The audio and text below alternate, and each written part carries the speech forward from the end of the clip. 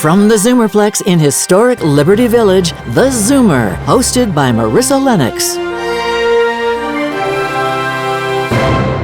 Welcome to theZoomer. I'm Marissa Lennox. As the warmer months roll in, now is the perfect time to put our well-being front and center. We've got a great show lined up for you today, from mouth-watering seasonal recipes to activities that'll get your heart pumping. We're here to set you up with everything that you need for a healthy and enjoyable summer. So let's get to it. Leading the charge is Brent Bishop, owner of Think Fitness Studios, here to impart his wisdom and to guide us toward a summer brimming with health and vitality. Hey, Brent. How's it going? Good. All right. Well, let's start with nutrition. Let's do it. What do you suggest? Well, I mean, these months, obviously, things get hotter, it gets more humid. And the problem is you got to be careful. I mean, you can overheat.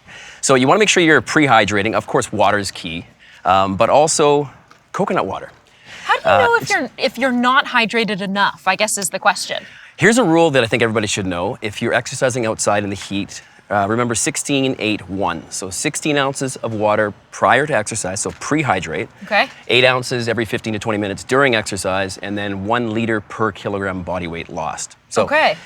It sounds complicated, but drink before, drink during, small amounts, and then make sure you rehydrate afterwards is key. And just finally, I mean, where do you stand on things like Gatorade and some of the sugarier drinks? Well, look, half the sugar in coconut water does a really good job because it's got everything you need. So I prefer to go with something natural like this. The problem with those drinks, they have colors, sugars, and it's not really that great for you. All right, good point. What about this? Okay, so eat the rainbow, and that's said for a reason. You know, the more variety, the more different colors you can see, you're getting different things from these vegetables and fruits. So, you know, your minerals, it's gonna help you with energy, it's gonna help you with your immune system. You know, the berries, like super high in antioxidants, you know, bring down inflammation. So it's really key to just take the whole array of the rainbow. And how about cooking? I mean, do you lose some of the nutrients when you cook the vegetables? It depends how you're cooking it. Like for me, with fruits and that, I'll have like a protein shake after a workout. I'll throw quite a bit of fruits in there, depending on what I feel like at the time. I mean, you can steam your vegetables. There's so many ways you can cook the vegetables, right? Steam, bake. Grill. I love to grill some of the vegetables. Actually, you mentioned protein shake. Before or after your workout? After. Why after? Well, when you're exercising, you're breaking down muscle tissue. So the whole idea with getting the protein in right after, with something like whey, for example, which is absorbed quite easily compared to eating a solid meal, you're able to use that more effectively for, you know, to help with protein synthesis, to aid in your recovery. So afterwards is best, and usually, you know, they say about 60 minutes to, you know, hour and a half to 2 hours. Try to have it pretty immediate after your workout. And just finally, you've got different types of protein here. I do. Protein is so important. It's so crucial. So, you know, if you do eat fish, deep water cold fish like salmon, great, because it's also packed with those omega-3s, which is great for your cellular health, you know, fighting inflammation. I like to go with a protein powder, whether it's, you know, vegan or a whey protein. For those that can't get enough protein in, they find it difficult to. You know, the new guidelines have raised up on how many grams of protein you should be having. You know, up to even 1 gram of protein per pound body weight, which is quite a bit and hard to consume. But I also think that's part of why we're seeing the carnivore diet explode right now. Good point. Exactly. So, I mean, as we know, muscle is really, really important, and we know this much more now than we did before years ago. For everything, not just strength, but, you know, even things like bone health, even your mental health, you know, hormone regulation, cellular health. Really, really important that you are getting enough protein, because as we age, you know, you're losing about anywhere between 3 to 8% of your muscle mass every decade after the age of 30. So when you hit 80, you could be 40% less muscle. That's incredible. So we want to keep it on, and we also want to build it. So doing some strength training is key. Well, and speaking of building it, let's transition from nutrition to fitness. Let's do it. I'm going to give you a weight. Okay. So again, with this exercise, you don't even need a weight, but we'll use a weight for this. So basically what you're going to do is you're going to go into a squat. Okay. Now the whole idea of this is we're going to try to engage as many muscles as we can at one time. So it's very functional, transfers to things you do outside of the gym too. So you can do this outside as well, like we are.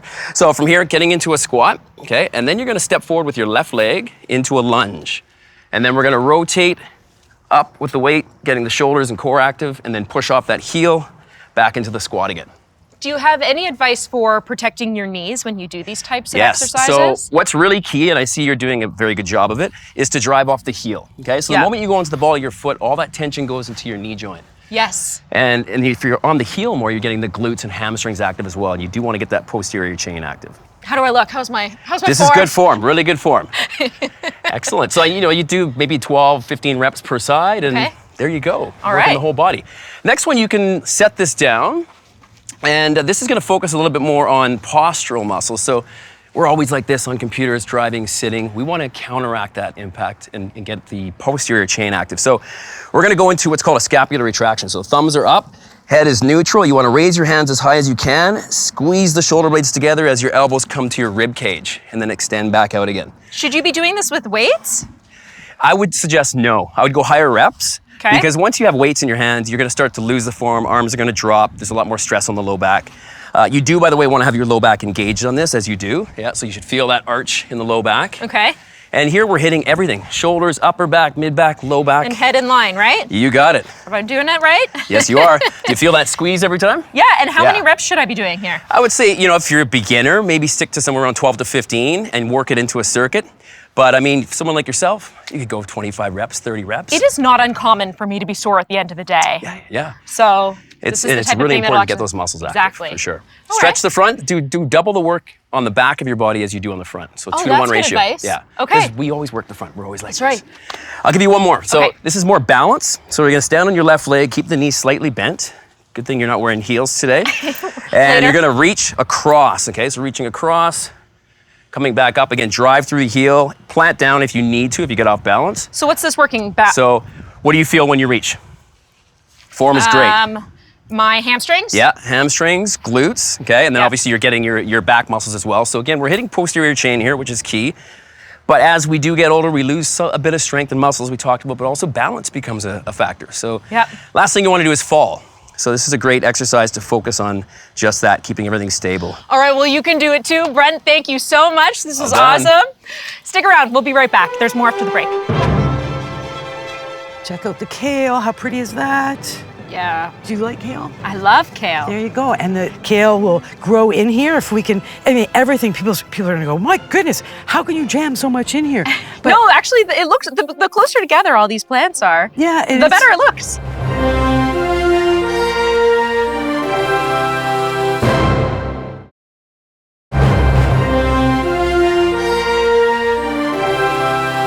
We're back, and Charlie Dobbin, host of Garden Solutions on Zoomer Radio, is here to help us green up our space and plate with some summer planting tips. Hey, Charlie. Hey, how are ya? Good. So take it away. All right. Well, listen, I know you hate getting dirty, so I brought you some gloves. Oh, that's kind of 'cause you. We're going to do some planting. So let's start with behind you. I kind of call this, it's like a window box. We're going to put in just a mix of herbs and vegetables, believe it or not, and flowers into here. I love it. So especially let's- with food being so expensive nowadays, it's better to grow your own, isn't it? Absolutely. It's the best reason in the world. Yeah. And you've had the control right from the beginning. So you must know what that is. Yes. What is it? Lettuce, exactly. So there's a lettuce. See how it's got the roots all ready to grow. Yep. Leaves are in place right now. You could harvest yourself a little salad for dinner tonight Yep. if you wish, off of this little puppy. Now let me ask you, should you open this up? I did open it a little bit, and actually now I'm just remembering here, your job is, this is the fertilizer. Yeah. About three of those spoons into here. Great. So that's a Sprinkle it slow- evenly? Yeah, that's a synthetic, obviously, fertilizer. It's a slow release. So by doing this now, we don't have to fertilize again for the entire season. 3? Yep, keep going. All right. And then I'll just twiddle it around a bit, and you can see the soil is a bit dry, so we're gonna add water pretty quickly. Watering is key. I feel like sometimes I overwater. Well, with something like this, you can't overwater because the water's always draining just go out. right through? Yeah, exactly. So here's your root ball. You're gonna recognize that you want the top of the root ball to basically be at the top of where our final soil level is gonna be. Mm-hmm. So I haven't filled this up with all the soil yet, but bottom line, it's gonna go in a situation kind of like that.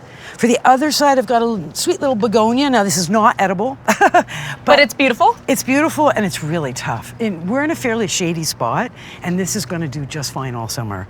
It's called a dragon wing begonia. So again, a little loosening of the root, and just move that fertilizer around a little bit. Pop that in the corner because that's a real nice one to have in the corner. And so with vegetables and with edibles, how much sun do they require? It depends on the plants. Lettuce can grow in fairly low light, as can parsley. So you recognize that? Yeah. You want to pop that guy in? Sure. Put it in right beside the lettuce if you like. Again, So- you want me to open it up, open up the root? Yeah, I think that we're going to find this is so deep, we're actually going to want to maybe take off a bit.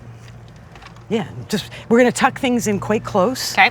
And the reason we're tucking things so close is because in containers, we do tend to grow things fairly close together. So that's sage. That's a pretty sage, though. Yeah. Variegated, multicolored. So again, we're going to just tuck that down, getting the purples and greens going on there. How pretty is that? Now in the winter, do you bring it inside? Okay, so if the sage is tough and could survive the winter, but not in a little basket like this. We'd have to put it in the ground. Got it. Lettuce is going to die. You could Yep. try bringing it in. Parsley, surprisingly, often doesn't die. Begonia will. This you may not recognize, but you will if you twiddle it a bit to smell it. It's a variegated form of sweet basil. So pesto making, any of the things that we love that basil is used for. It's also aromatic. It smells so good. Smells great, eh? And so that'll go in the middle. So why don't you pop that in the middle, tucked in beside the sage. I'm worried I'm And- not planting these deep enough. Well, that's okay. I'm going to add soil. Okay.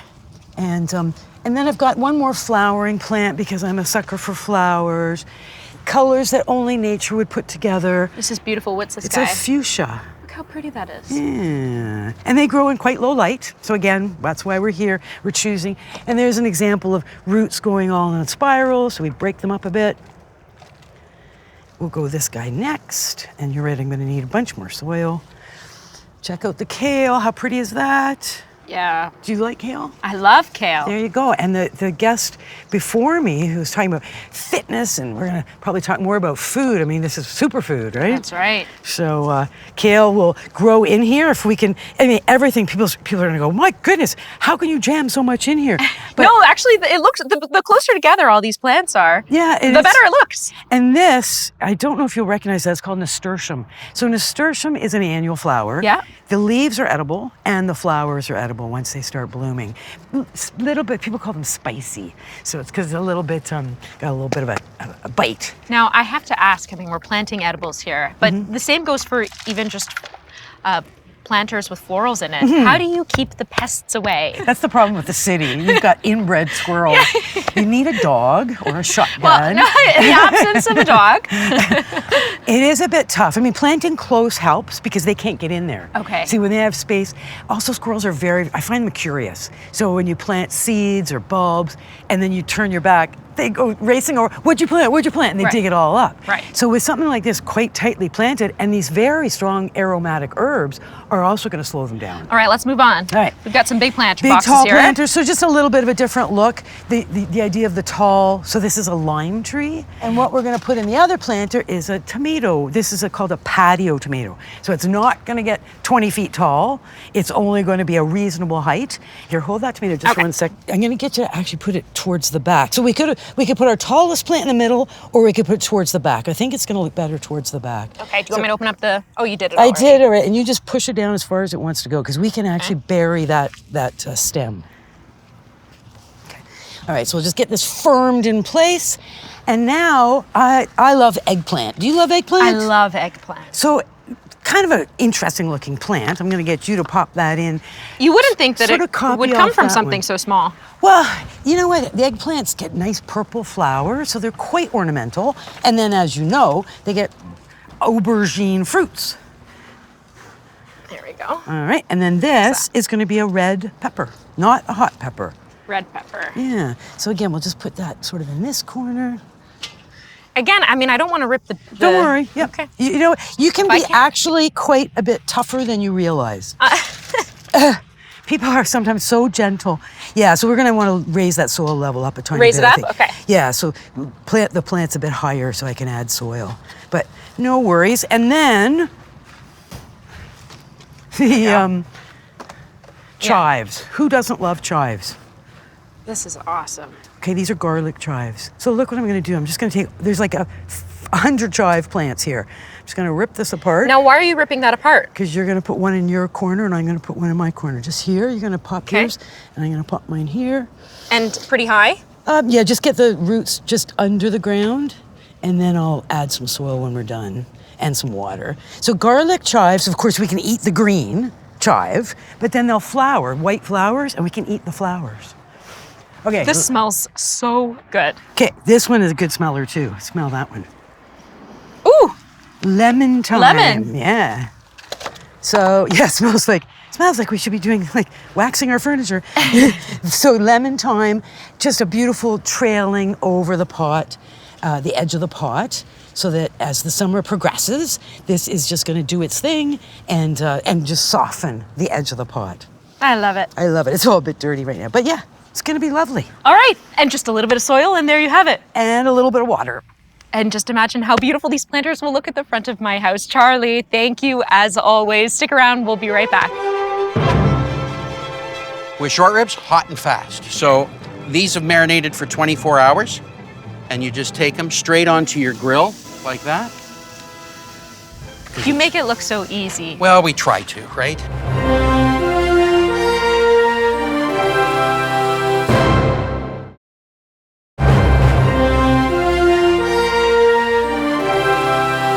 Now get ready to fire up those grills because it is officially grilling season. Here with some easy and healthy recipes you can enjoy all summer long is Ted Reeder, the award-winning chef and godfather of the grill. Hey, Ted. Hey, how are ya? Good, thanks. So what are we cooking today? We're cooking lots of stuff because I never do things small. We got to do a whole bunch of things because it's grilling season. I love it. And you want to get outside and you want to make tasty for your friends, for your family, for yourself, whatever it is. So we've got 3 different things and a bunch of different salads. Well, my mouth on. is watering just looking at this display, so. Well, it's all about making tasty in my world, and we came. So in here, this is our kettle, and we have set up the fire on the left-hand side, and we've been smoking some ribs, and we've smoked this head of cauliflower, and you can use those grilled. If you grill them or smoke them, you can use them in salads. I made a fried rice with grilled cauliflower or smoked cauliflower, grilled zucchini, mushrooms, peppers, peas and carrots, whatever you want to put in. Now, you're an expert, so this comes naturally to you, but for someone who doesn't know how to grill or maybe smoke as well as you do, what should we avoid? Like, what are the things that people do wrong when it comes to smoking meat? Patience is everything. That's the most important thing. Time and temperature. Okay. So the temperature you want to keep is low. We've been running at about 235 degrees on this. We've been basting them. We used some chunks of apple wood in there, and we just basted it with a little apple juice. I've rubbed it with my Bone Dust barbecue seasoning rub. It's an all-purpose seasoning rub. Put it on chicken, put it on popcorn. Is that what you eggs. have here? That's what I got up there. And also for sale, right? All for sale. Okay. And the cauliflower, the key is take the cauliflower, rinse it in cold water, put it in a bowl, cover it with some plastic wrap, pop it in your microwave for about 6 to 8 minutes, okay? And you're kind of a hot steam of the whole head of cauliflower. Then you take it out, you put whatever barbecue seasoning you want on it, and you put it in and then you smoke it. For how long? In there, it's been an hour. Okay. So it doesn't And is it take ready to long. go now? It's ready to go now. It's nice and easy. The ribs, we want to just take a little bit of sauce, and I'm just gonna rub it over like that, a little glaze on it. Isn't that mouth-watering? I mean, And that's just so so good. that you can see, they're super, super tender, literally. You know, here, let's just go up to the table. There we go, lay it down. So we'll just, like if you take that, right, like that, right, it just, I want to eat it. right, it's just gonna peel away nicely off the meat. There's just the meat there if you want to take that, because the bone is hot. There you go, nice and simple. Everyone's jealous of me right now. I can see it. Because ribs, the way I look at it, if you're having people over for dinner, 1 rack of ribs feeds 1. But that's on the Feeds excessive. Well, know that's when about you're that. really hungry, but really. I could probably polish off half a rack, though. Yeah, 3 to 4 bones per person is usually enough. Wow. And and this sauce is smoking. amazing. Thank you, thank you. You make it yourself. I do. We've Holy got cow. the fried rice, grilled zucchini. If you've got vegetarians coming over, grilled zucchini, just take them, cut them, little olive oil, salt, pepper, grill them off. When they come out, I have just here a little chimichurri sauce that we've made with some green chilies and herbs and some vinegar. And you just serve that over top, just drizzle it over. And for those vegetarians or vegans, they've got a zucchini steak instead of a beef steak, Oh, that looks delicious. right? Kind of fun. This is what I call my junkyard coleslaw. It's at my restaurant, and it's kind of whatever you have in the fridge. Chop it up. Put it in your coleslaw. You got pickles and onions and hot peppers, whatever What'd you do want. for a dressing on that? Just apple cider. We take sweet apple cider, no oil. That's all. Just apple cider. That's it. That's it. Nothing. Oh, I never think to put Easy. just apple cider on as my dressing. The cucumbers, you just take fresh cucumbers. On this as well, we put some rice vinegar, some soy sauce, some chilies, and some chili crunch, so it's got a bit of a kick to it, so it's spicy. We're a barbecue place. We always do great garlic bread, so you got to have that. And then my last thing is beef short ribs. So this is a beef short rib. Short ribs. Quick, easy marinade. We make a wasabi teriyaki. It's got some hoisin. It's got soy sauce, rice vinegar, mirin, chili crunch in there for bite, ginger, and garlic. What's the trick with short ribs? With short ribs, hot and fast. So these have marinated for 24 hours, and you just take them straight onto your grill like that. And this works, you know, we're not screaming hot here. The coals are burned down, they're white hot, they've got a nice layer of ash. That's what you have to wait for. So the longer it takes the charcoal to heat up, the more beer you get, or a glass of wine, right? You can have some fun with it. And then you also don't want to be cooking on super high heat because it's harder to manage. Right. And that's really it. And so here, I'll reach in here and take this one for you. You make it look so easy. Well, we try to, right? And you just cut them into little bites like that and grab one. It's not super hot, it's been on the side. They take about 3 minutes to cook. Oh my gosh. Well, Nice, nope, straight in, just like that. Right. It's not the most glamorous, but it tastes so good. Ted, thank you. My pleasure. We'll be right back with more of the Zoomer. Don't go away. Certainly don't need any ice for this drink. No, and I just put it with a little, some frozen grapes again as a skewer and a nice straw for you. This looks great. Enjoy. Ah, so good.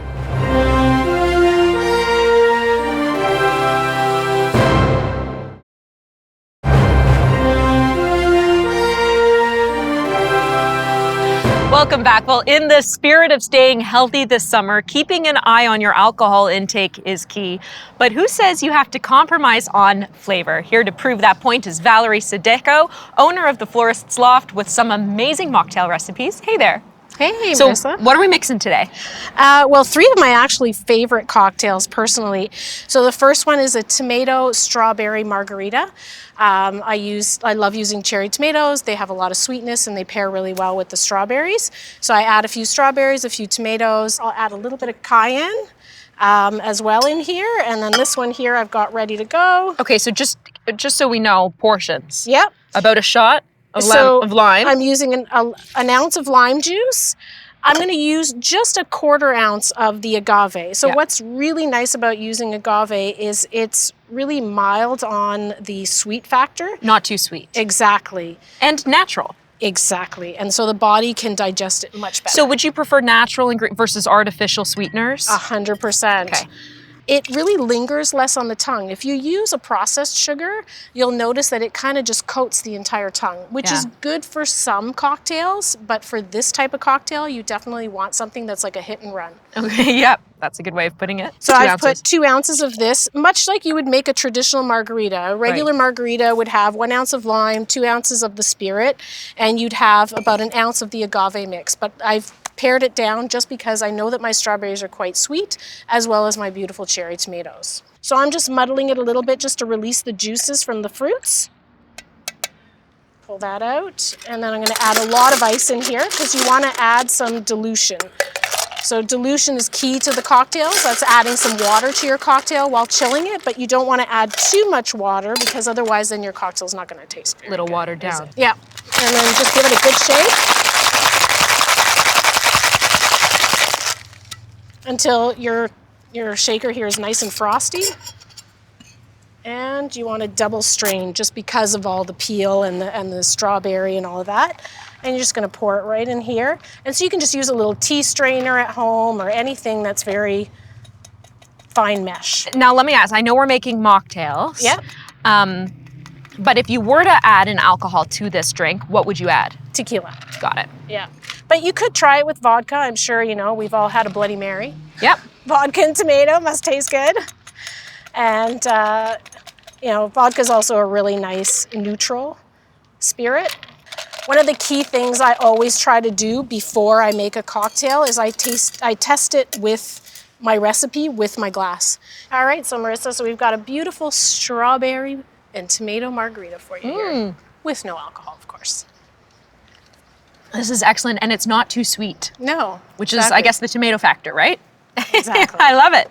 All right, what are we making next? So next we've got the Gunshot Yuzu Margarita over here with no alcohol again, but it's made with mezcal, which brings in some a little bit of the smoke into there. And so I'm adding some green tea as well. So lots of nice antioxidants in here. 2 ounces? I've got 4 ounces just because I've kind of tripled this recipe since I know we've got a lot of friends that'll be interested in having some. And then we're using some yuzu, which brings in a completely different flavor profile into the actual cocktail itself. I'm not sure if you've ever had yuzu yourself. No. But it's a Japanese citrus. Really nice, and has a little bit of floral aspect to it. Where would you find that? I buy it in Japanese grocery stores. Okay. Yeah, you tend to find it there. And I'm adding 3 ounces here because it's about 1.5 ounces of the mezcal alternative, which has a little bit of a smoky and spiciness to it. So everything's in here. I'm not going to add any agave. I know normally you would. However, because my grapes are quite sweet right now, I'm not going to add any of the agave. When I taste tested the recipe yesterday, it was fine just like that. So please apologize for the noise.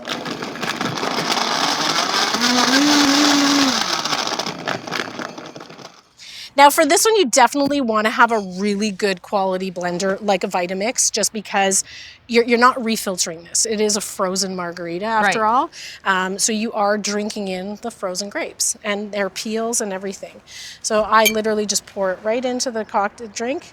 And what I have done in the past to make it ahead of time for events is I've put it in a giant swell bottle, which keeps it nice and cold. So even if you're having a party with your friends, it keeps it at the right temperature. And you certainly don't need any ice for this drink. No. And I just put it with a little, some frozen grapes again as a skewer and a nice straw for you. This looks great. Enjoy. So good. And you know what? I love frozen grapes. I tend to have frozen grapes in my house all the time anyway. Awesome. And just finally, what's the third drink? So our last drink is a take on a Negroni. Okay. Which we come and add some carrot and some blood orange juice into it. Again, we've got 3 non-alcoholic alternatives here. And as anybody knows, a Negroni, it's just equal amounts, 1, 1, and 1. And then I'm going to do 1, 1, and 1 as well for the juices. Now, let me ask you, because we've been making, just versions of margaritas. Would you typically line the glass with salt? You could. Sometimes I throw in a little bit of the Malden salt. And the reason that you actually do use salt in or a saline solution in your cocktails is because the salt helps to open up your taste buds, which then allows you to really appreciate the flavors a little bit more. You've just put carrot juice. Carrot juice, yeah, and some blood orange juice, which normally I would be making these from scratch. However, I did want our viewers at home to know that they can definitely purchase these products at your local grocery store and make this cocktail. So I've just put everything inside a mixing glass here. I'm just stirring a little bit to create some dilution. And I've got a beautiful piece of cocktail ice here with a little strip of orange already ready to go. I'm going to use my little strainer over here and just pour that over. So that cocktail ice, you can purchase it from places here in Toronto. Tell me the benefit of cubes this large. Exactly. Yeah, good question. The benefit of cubes this large is that they have been made without oxygen within them. So they're the way that they're frozen is from the top down, just like a lake. And that forces all the oxygen bubbles out of it. And so therefore, it doesn't melt as quickly, which means that your drink will stay won't be as diluted. cold. Exactly. All right. Delicious. Well, while I savor every drop of this mocktail, let's take a quick break, but don't wander off just yet. We've got plenty more in store when we return.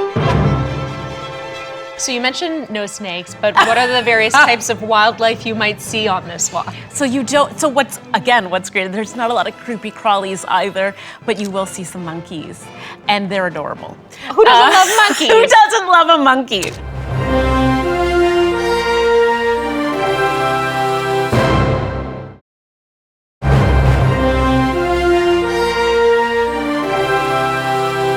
Welcome back. Up next, we have Natalie Preddie, a seasoned travel expert ready to share her top picks for staying active while you vacation. Because let's be honest, while lounging on the beach does have its charm, it's always nice to balance it out with some adventure, wouldn't you say? Absolutely. Okay, so take us through your top 5 destinations. Actually, why don't we work backwards? We'll start with number 5, St. Kitts. Go ahead. St. Kitts, stunning island. And they only recently got into tourism as their main GDP. It used to be sugar. So this is a very new island when it comes to discovery.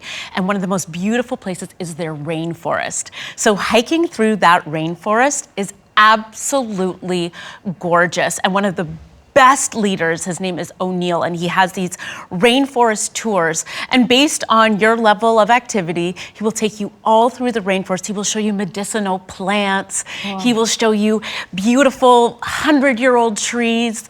And the best thing about it, there are no snakes. And you do need a guide. Mr. O'Neill, you do need a guide? You do need a guide. You do need a guide. And it's 100% worth it. But how long is the actual walk? So, it can really be whatever you want it to be. If you say I'm looking for a 15-minute hike, or you say I want something strenuous for an hour, what's fabulous is he can make all of that happen. So you mentioned no snakes, but what are the various types of wildlife you might see on this walk? So what's great, there's not a lot of creepy crawlies either, but you will see some monkeys, and they're adorable. Who doesn't love monkeys? Who doesn't love a monkey? Yes. Exactly. Okay, number 4, Costa Rica. Oh, Costa Rica. So this, and you've been to all these destinations. Oh my goodness, I've been to all of them, and Costa Rica is fantastic. There are so many things to do, but one of my favorite for staying active is surfing. Now, I know that can sound intimidating, but I promise you, especially along the coast, Tamarindo, the waves are calmer. My 5-year-old learned how to surf. Okay, so I was going to ask, is this like surfing for experts, or is there surfing for beginners? This is where you are a beginner surfer. This is the spot. You will see everyone from 3-year-olds to 103-year-olds practicing surfing or learning how to surf in Tamarindo. It's gorgeous. The waves are really forgiving. There are lots of great surf schools, and you'll really feel like you earned your beer at the end of the day. Also, Costa Rica is hot all year round, right? So you probably don't need a wetsuit?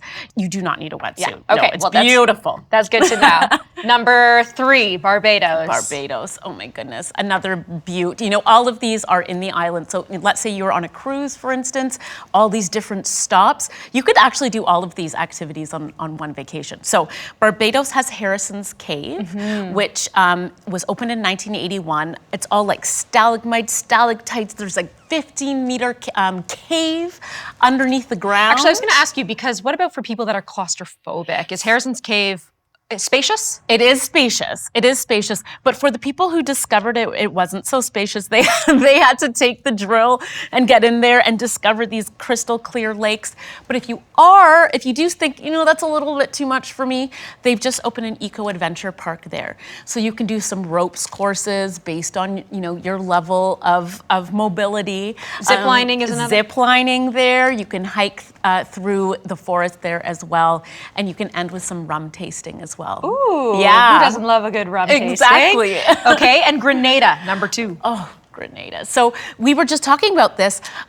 There's an underwater sculpture park, which you can dive or snorkel, and it is absolutely stunning. So it was first launched 20 years ago, and this year they added 31 more statues. Now, they're based on Grenadian folklore. So the nutmeg princess, for instance, is there like a mermaid holding up a nutmeg to the sky, and the light is just, the way that it hits that statue is gorgeous. It's also great for coral preservation. So it's where we've seen lots of sea creatures grow. We've seen lots of regrowth. So it's really, really helpful for the ocean as well. So the pictures are breathtaking. Yes. Why are they holding hands? Oh my goodness. So that's an artist depiction. And that one, I don't remember the whole story behind it, but each of them has some sort of Grenadian tie, whether it is about community, whether it is folklore, whether it's about culture. There's one that depicts people during Carnival,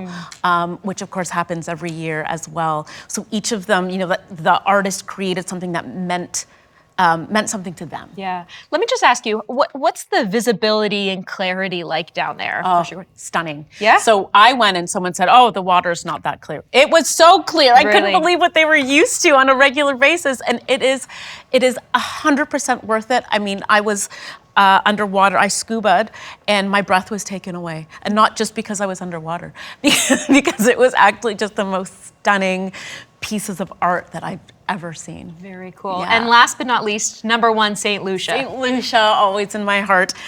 So the hiking, the Gros Piton, there's also the Petit Piton, which is actually the hardest, believe it or not. And then there's Tet Paul Nature Trail. So what's great about St. Lucia is it's very mountainous.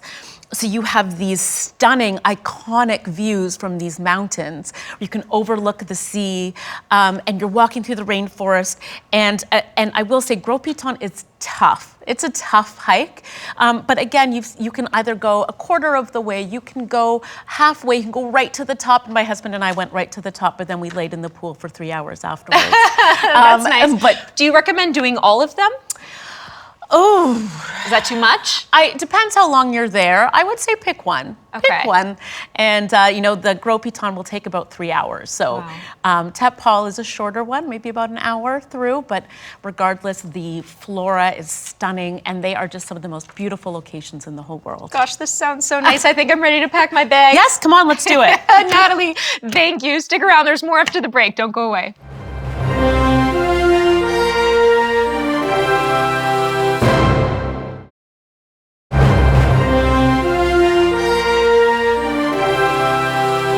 Welcome back. Well, it's that time in the show when we hear from you, our audience. And guess what? Our guests are still here, mocktails in hand, awaiting your questions. So leading the charge is Maria. And here's what she writes. What habits must I adopt to lose weight and lead a healthier lifestyle? Go to you, Brent. That's a big one. Move more, sit less.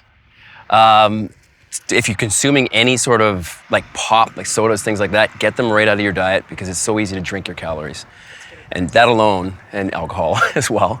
Mocktails. Yeah, it's just about moving more. It's not even about how long, like, never think about how long the duration of your workout is. Think about, working out. So just do 20 minutes, even if it's a walk. Try to do something every day. Yeah. 20 minutes is better than nothing. 20 minutes is much better than nothing, absolutely. All right, let's keep going. Ray writes this. Why does soil type matter? And what is the difference between mulch, compost, and manure? Over to you. Whoa, you got an hour? Okay. Why does soil type matter? Yes. Because some soils are drained very quickly because they're sandy or gravelly, so they don't hold water. And some soils don't drain at all because there's so much clay in them. So they tend to be very soggy and slowly drain. So soil type matters in the sense that what we want is loam, which is a nice balance between your clay and your sand and your silt, which makes a beautiful, well-drained, water-retaining soil. So it matters. And that's just the type. Forget pH and nutrients and everything else. Right, that's a rabbit hole. Yeah, so mulch, compost, and manure. So manure obviously is poop from usually ruminants, sheep or cows, and it's been composted, so it's full of whatever they ate and have digested and excreted, typically high in nitrogen, also 100% organic matter, positive, very positive. Okay. Compost is usually what we make ourselves. We know what's in it. Coffee grounds, banana peels, eggshells, whatever you put into your compost, you know what's in there. Also very positive because it's 100% organic. Not necessarily as nutritious as manure, but super for any soil. And of course, mulch is the stuff we put on top. So usually that's a bark mulch, a chipped up bark. Some people like the dyed mulches. I'm not a big fan of the colored mulches, but any chipped wood or chipped or organic anything, straw, newspapers on top of your soil, again, helps retain moisture, adds organic material, keeps the weeds down. What about the plastic mulch? Like the fake stuff? Like the little granular? Yeah. So that's made from tires, the black tire stuff. It smells really bad on a hot day. And probably not good to use? Well, I wouldn't use it where I was planting anything edible. Yeah. I would use it if I had a playground and I had kids playing because it's lovely to bounce on. But I'm not a fan for it in the garden per se. All right. And last question comes from Melissa. Here's what she writes. Is it healthier to cook with charcoal or propane? And how do I prevent meats from sticking to the grill? Okay, big questions. Propane and charcoal. Charcoal gives more flavor. Propane is convenient. It burns clean. It's easy to clean your grill with. Charcoal requires patience, requires time, and you have to learn how to judge and understand the charcoal when it burns. So when it ignites, it usually has a strong, acidy kind of smell to it. And really, you need to wait till those coals are white hot and there's no flame and there's a nice layer of ash over top of all of the coals. When it's white hot, and if you can hold your hand 6 inches above that fire for 2 to 3 seconds, it's hot enough to cook on. Is one healthier than the other? They're about the same as long as you're going to cook your charcoal long enough. Got it. First cook the charcoal, then cook the food. So there's more carcinogens coming from the charcoal itself. That's why you've got to burn it all the way through so it burns clean and it's not putting any toxins into the food. And how about meat sticking to the grill? Easy thing. Non-stick spray works really well before you put it on. Spray it onto the grill when the grill is cold. Spray it onto your food. And the other thing is, it's about patience. When the food is on the grill, if you take your spatula, for example, a salmon steak, and if you try to pick it up and it's stuck to the grill, then just wait. Have a sip, and when it's cooked, it's going to come off the grill. It's about just waiting long enough for it to release itself. And that's it. Nice and simple. Patience is everything. Don't rush it. All Have right. cocktails. Just like gardening. That's just like Patience is grinding. everything. Sage advice. And that does it for us this evening. So to get in touch, you can send us an email at comments@thezoomer.com. As always, a big thank you to my panel for your expertise and for being here, and to you at home. For now, it's time to zoom out.